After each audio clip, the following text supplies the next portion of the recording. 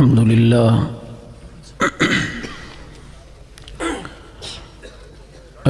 لله نحمده ونستعينه ونستغفره ونؤمن به ونتوكل عليه ونعوذ بالله من شرور أنفسنا ومن سيئات أعمالنا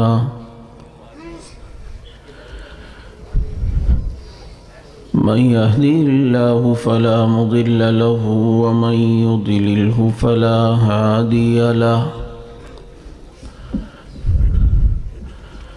ونشهد أن لا إله إلا الله وحده لا شريك له ونشهد أن سيدنا وسندنا ومرشدنا ومولانا محمدا عبده ورسوله صلى الله تعالى عليه وسلم. أما بعد فأعوذ بالله من الشيطان الرجيم. بسم الله الرحمن الرحيم.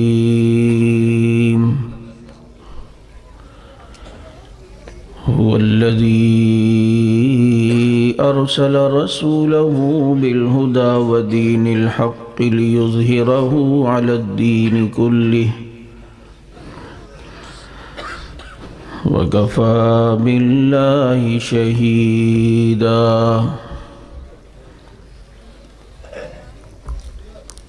قال النبي صلى الله عليه وسلم إنما بعثت معلما.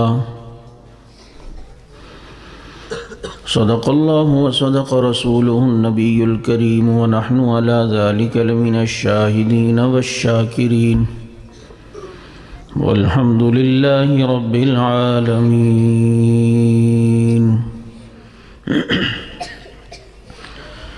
يا رب صل وسلم دائما أبدا على حبيبك خير الخلق كلهم. هو الحبيب الذي ترجى شفاعته لكل هول من الأحوال مقتحم.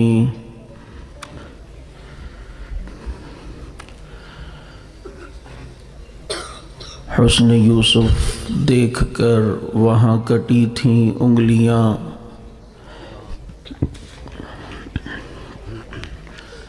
حسن یوسف دیکھ کر وہاں کٹی تھیں انگلیاں،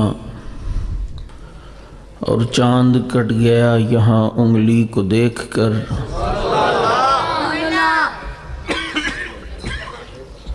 محمد مصطفیٰ افضل ہیں یوں سارے رسولوں میں، جیسے ہوتا ہے گلاب افضل زمانے بھر کے پھولوں میں. حضور آئے تو سر آفرینش پا گئی دنیا، اندھیروں سے نکل کر روشنی میں آ گئی دنیا.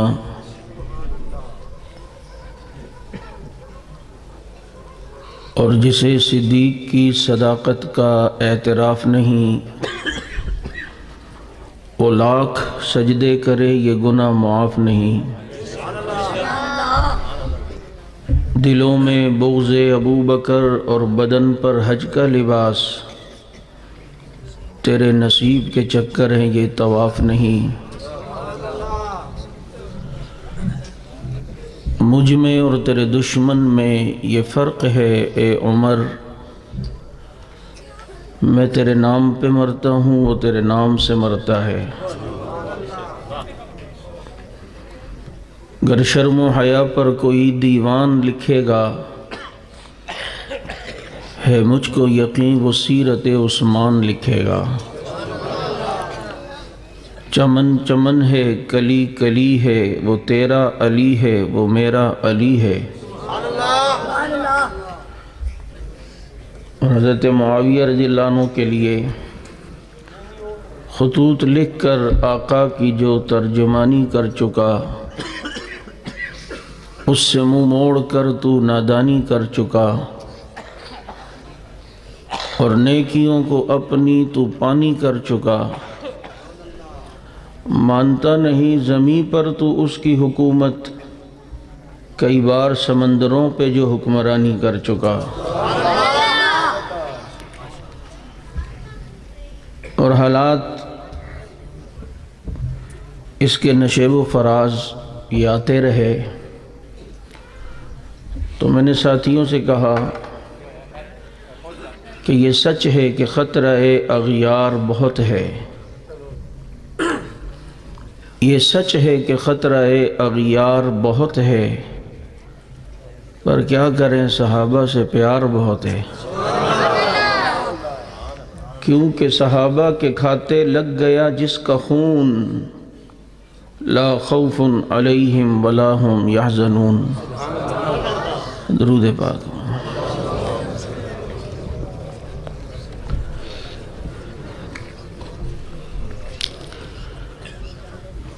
عجب الاحترام معزز علماء کرام، گرامی قدر سامعین، عزیز ساتھیوں، محترم دوستوں اور معزز بزرگوں،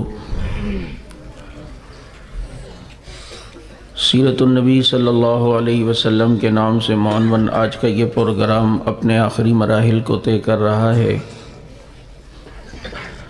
رات کا کافی وقت بیت چکا ہے اور سردی بھی زیادہ ہے، آپ لوگوں کے لحاظ سے تو شاید کم ہو، کراچی والوں کے لحاظ سے زیادہ ہے۔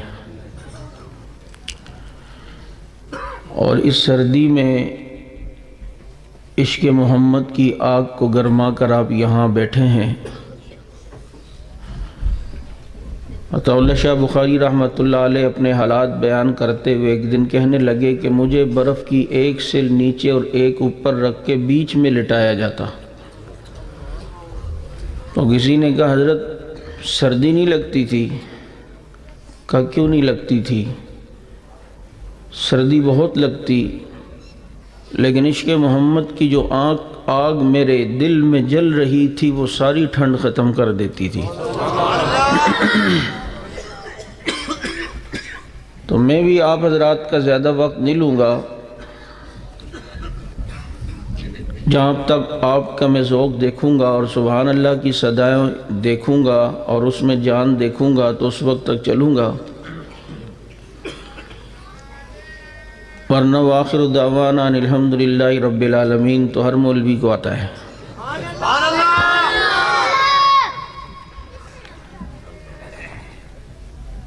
پیغمبر انقلاب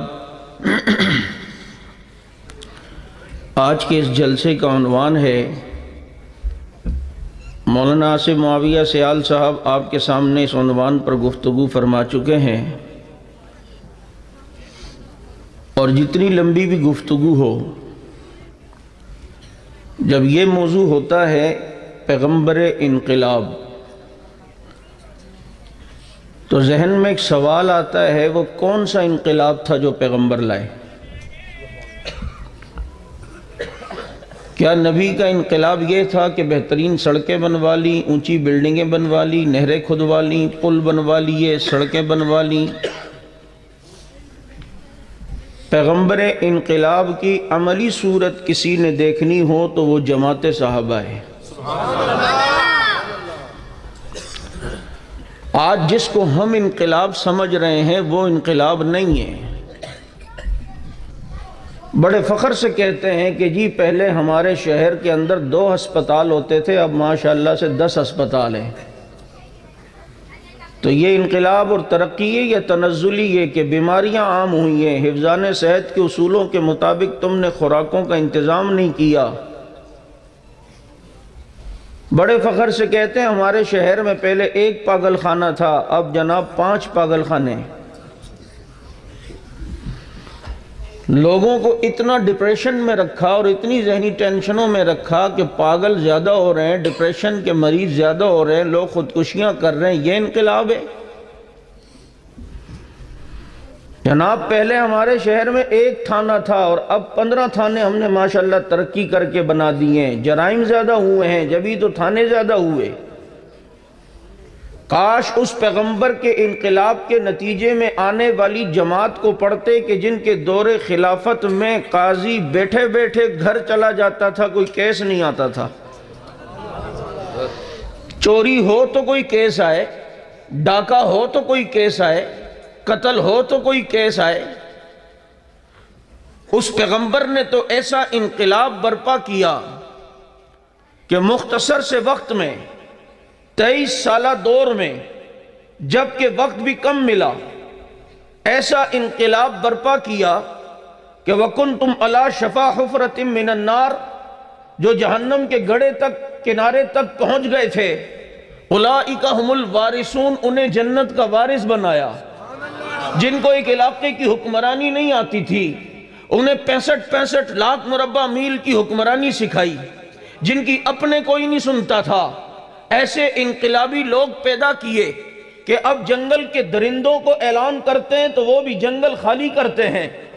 اور جن کی اپنی کوئی نہیں سنتا تھا، آج وہ دریا کو خط لکھیں تو دریا بھی سنتا ہے۔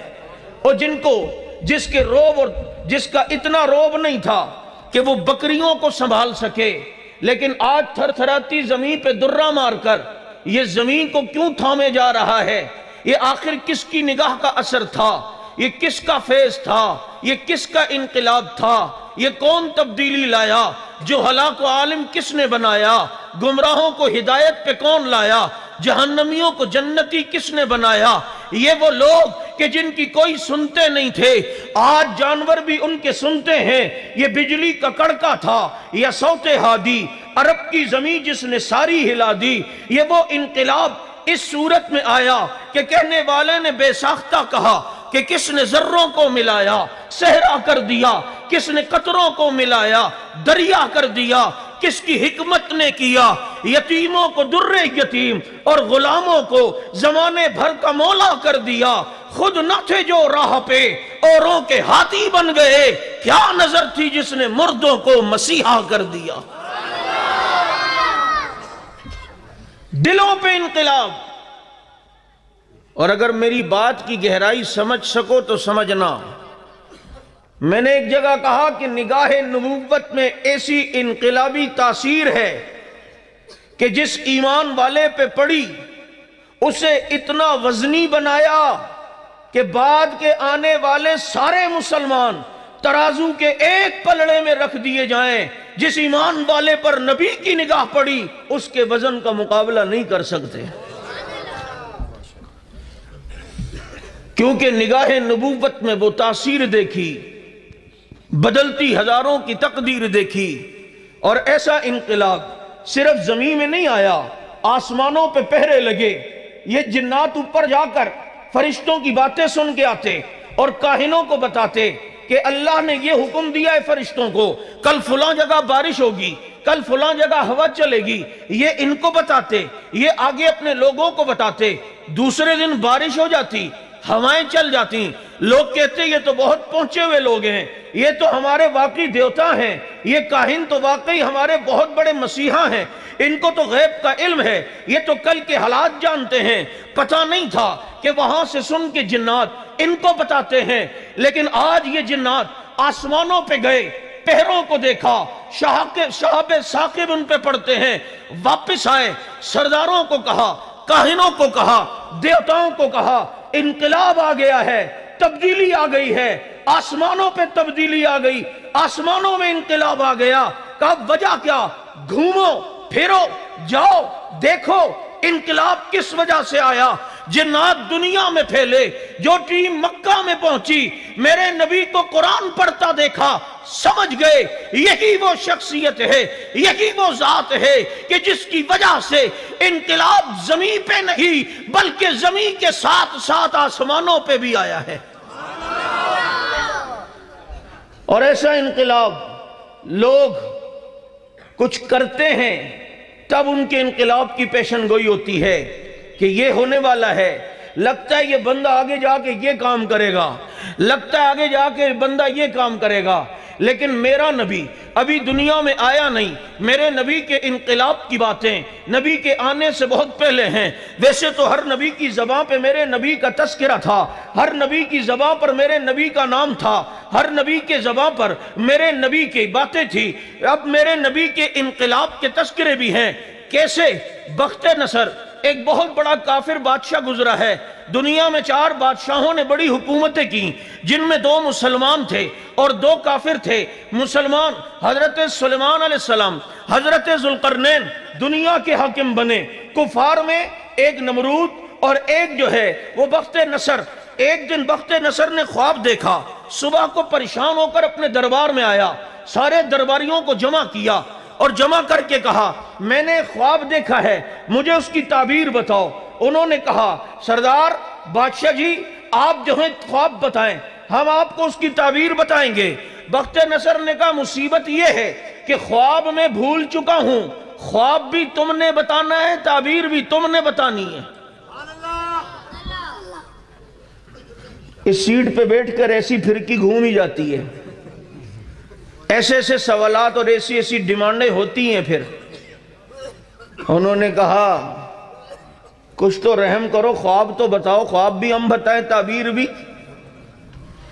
کہا تم میرے مجاور ہو، تم نے ہمیشہ مجھے یہ کہا یوں کر دو جی نہیں تو یوں ہونے والا ہے، یوں کر دو جی نہیں تو یوں ہونے والا ہے۔ اتنا ان کو ڈرا کے رکھا ہوتا تھا، وہ اپنے مجاوروں کے کہنے پر نذرانے دیتا، ان کو جمراتیاں دیتا، سب کچھ دیتا۔ کہا کہ اب جب مصیبت پڑی ہے میں پریشان ہوں، اس کا حل بتاؤ، اب پتہ چلے گا تم کتنے اپنے اندر صلاحیت رکھتے ہو، کتنا غیب کا علم جانتے ہو۔ تمہارے سامنے بھی کبھی کوئی ایسا آئے نا اور کہے دے بیٹا تجھے ساتھ یہ ہونے والا ہے، دیکھ میرے تیرے چہرے سے لگ رہا ہے، اس کو صرف اتنا کہا کر زیادہ ساری باتیں چھوڑ کے بتا میرا نام کیا ہے، ساری کلی کھل کے آئے گی۔ کہا جی آپ خواب تو بتائیں تب تعبیر بتائیں گے۔ اس نے کہا نہیں، خواب میں بھول گیا ہوں، پریشانی ہے، اور یہ بادشاہ لوگ ہوتے بھی بڑے سینسیٹیو ہیں، ان کو جیلوں میں بھی رکھا جاتا ہے تو ایسی والے روم میں کہ کھانا خراب نہ ہو جائے، حضرت خود بھی خراب نہ ہو جائے۔ کہا کہ جی مجھے بتاؤ، مجھے رات کو نیند نہیں آتی، پیٹ میں مروڑ ہے، مجھے ہر وقت ذہن میں جو ہے ٹینشن ہے۔ اور کہا اگر 1 ہفتے میں خواب نہ بتایا، تعبیر نہ بتائی تو سب کی گردنیں اڑاؤں گا۔ انہوں نے کہا یار یہ تو کوئی پکا جو ہے وہ بے ایمان آدمی ہے۔ انہوں نے کہا کہ اچھا، بڑے پریشان ہوئے، یہ بات پھیلی اور اتنی تیزی سے پھیلی رعایا میں کہ جی بخت نصر نے عجیب بات رکھی ہے، خواب بھول چکا، خواب بھی کہتا ہے بتاؤ تعبیر بھی بتاؤ۔ یہ بات جب پھیلی تو پھیلتے پھیلتے یہ بات جیل میں بھی گئی، اور جیل میں اس وقت اللہ کا ایک نبی قید تھا، اللہ کا ایک نبی پابند سلاسل تھے، جسے دنیا حضرت دانیال علیہ السلام کہتی ہے وقت کا نبی ہے لیکن جیل میں ہے، وقت کا نبی ہے لیکن سچ کہنے کی پاداش میں پابند سلاسل ہے، وقت کا نبی ہے لیکن حق گوئی کی وجہ سے آج وہ پسے دیوار زندہ ہیں۔ ان کو اللہ نے وحی کے ذریعے خواب بھی بتایا، تعبیر بھی بتائی۔ انہوں نے جیل سپرڈنٹ سے کہا بخت نصر کو یہ کہنا کہ میں تیری خواب بھی بتاؤں گا، تعبیر بھی، اگر مجھے رہائی ملے تو میں یہ دونوں چیزیں بتاؤں گا۔ اسے وہ پیغام پہنچایا گیا، اس نے کہا کہ اچھا بس لے کر آؤ جلدی سے اس بندے کو، رہا ہے، آزاد ہے۔ لایا گیا۔ حضرت دانیال جب بخت نصر کی جب دربار میں پہنچے، سارے دربار پہ سکتہ طاری ہو گیا۔ بخت نصر دیکھ کے کہتا ہے دانیال تمہیں دربار میں آنے کا اصول نہیں پتا، طریقہ نہیں پتا، آداب نہیں پتا؟ کہا کیا آداب ہیں، کیا اصول ہیں؟ بخت نصر نے کہا یہاں جو بھی آتا ہے پہلے مجھے سجدہ کرتا ہے پھر بات کرتا ہے، تو نے سجدہ کیوں نہیں کیا؟ حضرت دانیال سینہ تان کے کہتے ہیں او بخت نصر سن، یہ پیشانی جس نے بنائی ہے جھکتی اسی کے آگے ہے، خدا کے سوا کسی اور کے آگے جھکوں یہ ہو نہیں سکتا۔ ساری زندگی جیل میں رہنا برداشت، منظور، قبول، لیکن لمحہ بھر موقف کو چھوڑ دوں، مشن چھوڑ دوں، اللہ کے ساتھ شرک کروں، یہ نہیں ہو سکتا۔ اس نے کہا چل ٹھیک ہے، نہ کر سجدہ، میری پریشانی تو دور کر، مجھے بتا تو صحیح کہ میں نے خواب کیا دیکھا ہے۔ حضرت دانیال نے فرمایا تو نے خواب میں ایک بت دیکھا، اور تو نے دیکھا وہ بت جو سر اس کا سونے کا، سینے تک وہ بت چاندی کا، گھٹنوں تک وہ بت لوہے کا، تانبے کا، ٹخنوں تک وہ بت لوہے کا، پاؤں اس بت کے مٹی کے ہیں۔ اس کو خواب یاد آنے لگا۔ اس نے کہا ہاں آگے بھی کچھ دیکھا ہے۔ تو حضرت دانیال نے فرمایا پھر تو نے آگے دیکھا کہ وہ بت جس کو تو نے